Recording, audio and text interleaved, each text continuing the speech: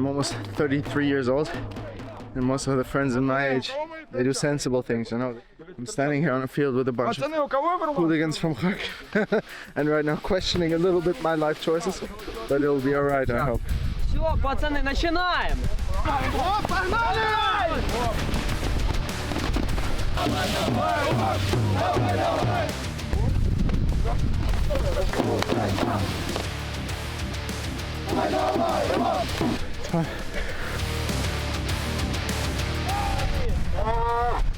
It's my gang. We're not a football club, we're a big family. We fight together, train together, live together.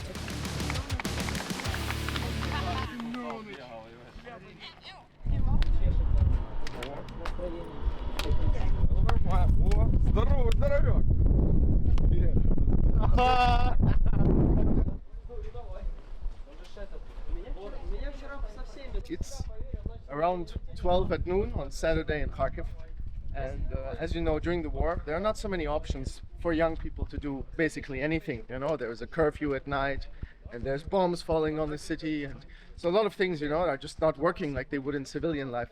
So the guys we are with today, they decided to take this matter into their own hands and to create a project that is a mix between war veterans who are fighting or were fighting here and young people who are looking for something to do, and to combine the two and to create an ultras hooligan football play project that really just brings everything together.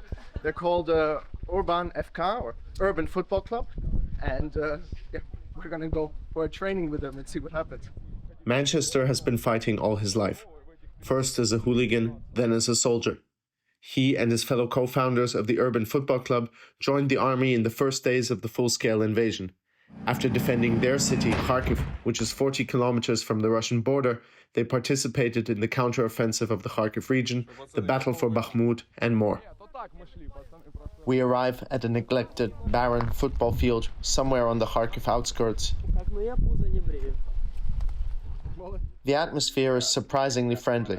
Some guys bring their children, young and old, all are welcome under the summer sun. Before we begin, Manchester shares a little about the project. Well, firstly, I would like to state that a lot of guys who are now soldiers used to belong to subcultures like ours, where you can be yourself, express yourself, scream out loud if you want to, all the things you can't do at home. And we got sick of seeing kids getting shit-faced in bars and wanted to show them, by our own example, how it's possible to spend your free time. So the story of the UFK is that these groups of kids from different districts reached out to us, the old-school hooligans, and asked us to show them a different lifestyle. So we agreed to show them how you can spend your free time during the war, that you don't have to go to the bar and tell everyone stories of how you killed someone in Bakhmut, but you can do it here, on the field, show how you survived Bakhmut, but returned to form a healthy, cool, bright, new generation. It's time to get started. We start with running.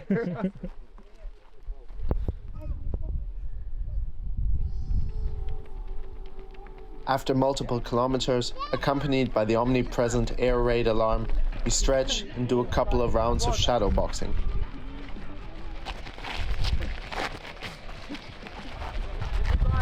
Then it's time for violence. I'm almost 33 years old, and most of the friends in my age, they do sensible things, you know. They drink expensive wines with their wife, so they take care of their kids at home on a weekend. I'm standing here on a field with a bunch of hooligans from Kharkiv, and right now questioning a little bit my life choices, but it'll be alright, I hope. Then it begins. Scared? No, but a little bit nervous, for sure. Все, пацаны, начинаем!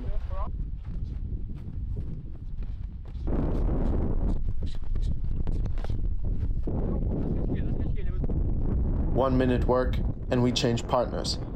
One round only with the left hand, one only with the right.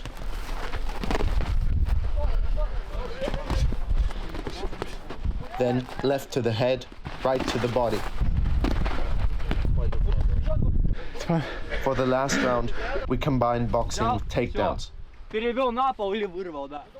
Ай-яй-яй, вырвал. It's easily 30 degrees in the sun, but they're used to it.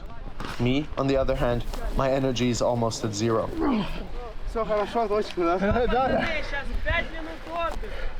After fighting one-on-one, it's time for the big scuffle. What's going to happen now is what is the traditional or the most essential part of hooliganism in Ukraine, also in other parts of Europe. So they meet for an organized fight, free fight on a field like this, 4 against 4, 5 against 5, 100 against 100. The original plan for the guys was that I join them, but as you can see from my face, the training leading up to the fight was already more than enough. But anyways, we're gonna hear and see it live in action. Yeah, instead of going to the club and drinking vodka Red Bull, this is what kids in Ukraine do. The rules are simple. No hits to the genitalia or throat. If you go down, your teammates expect you to get back up and help them. It's not uncommon that you find yourself fighting 2 or 3 guys alone. The last man standing win. That's it.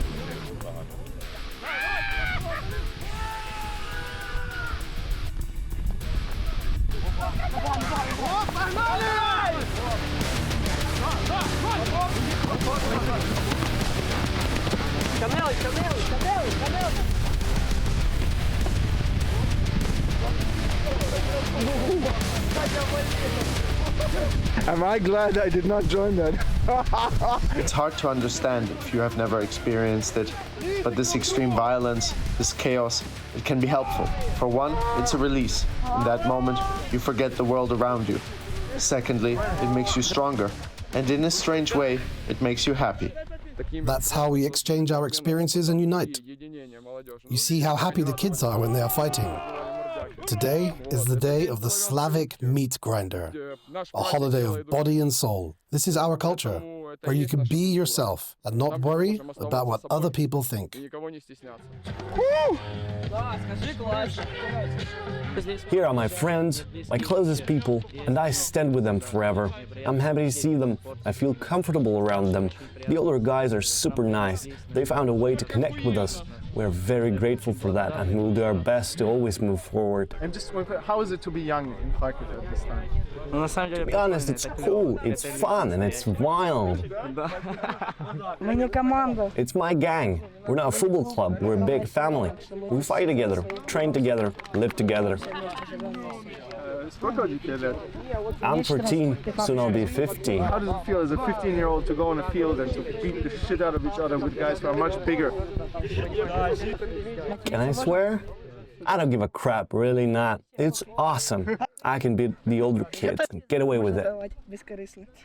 Okay, being young in Kharkiv is probably kind of hard. What else do you do except for UFK, I don't know, for fun or to keep your mind off things? I study, I train, I hang out with my friends. In general, you get used to it and you don't notice. War, no war, there's no difference.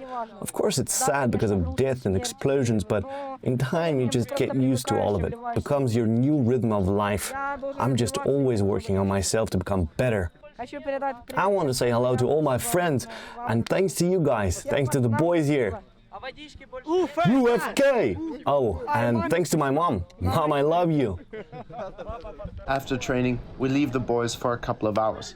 In the evening, we rejoin them at a small amateur league football stadium.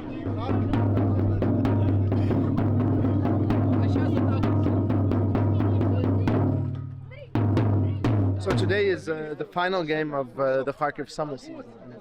Anyone who watches the news knows that the Kharkiv summer has been one of violence and blood. It started in May with the new offensive of Russia, and that's been going on all summer. Just rockets, assaults, fights just outside the city. At the same time, there's this parallel world of football. Yeah, it's something escapist, something that everybody runs away to on the weekend and forgets about war and normal life for an hour or two.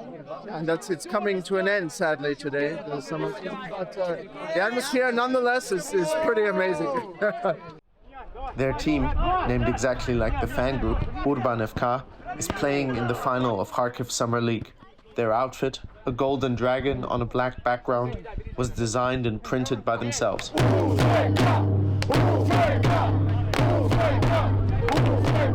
The match begins. It's close. 1-0, 1-1, 2-1, 2-2. The Ultras FK cheer on their team with everything they have. The older boys dictate what songs to sing, the younger ones follow their lead. All their energy and passion is natural. There is a strict no alcohol rule in their part of the stadium.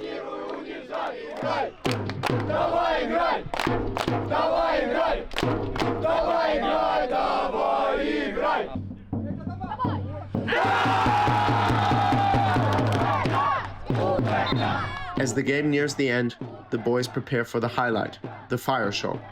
They put on masks, take off their shirts, and distribute flares.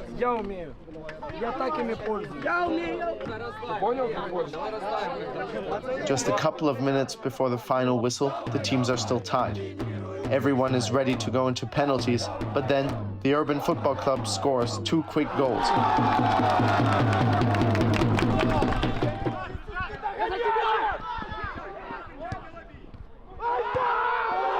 4-2. The boys can't hold back, and the fire show erupts.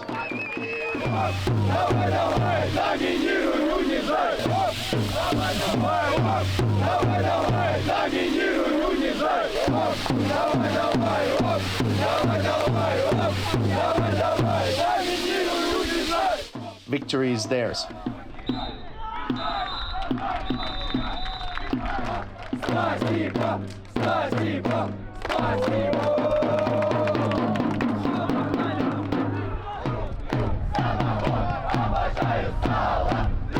Well, we won, and everyone is very happy. It's it's really something.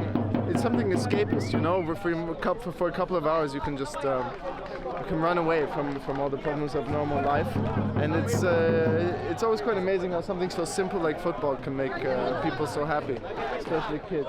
As you can see, they're very passionate about it, and I think they're going to sleep well tonight, even if Russia throws bombs at the city anyways. But behind these fun and games lies the harsh reality of life in Kharkiv. And it's something you can never forget. The boys of the Urban FK have dedicated their project to their friend, Kirill Bayev, nicknamed Bayan, who died in 2023 near Bakhmut from a gunshot wound. He was only 21 years old.